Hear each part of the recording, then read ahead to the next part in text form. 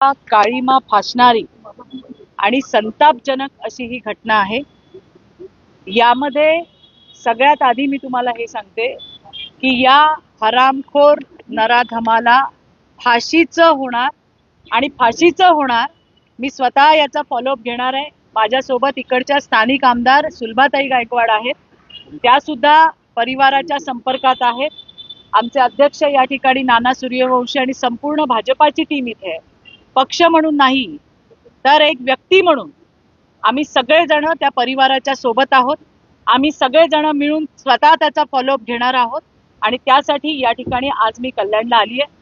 त्या परिवाराची आम्ही भेट घेतली गेल्या 4 दिवसांपासून। मला वाटतं बरेच याच्यामध्ये आमच्या स्थानिक आमदार आणि सगळी टीम ही त्यांच्या संपर्कात होती।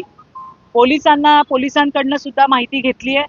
अशा नराधमांना शक्य असतं तर चौरंगा केला असता, पण चौरंगा करणं शक्य नाही। त्याच्यामुळे संविधानाच्या माध्यमातून असल्या हरामखोरांचा करेक्ट कार्यक्रम त्या ठिकाणी आम्ही करणार आहोत, हे मला तुम्हाला या ठिकाणी सांगायचंय।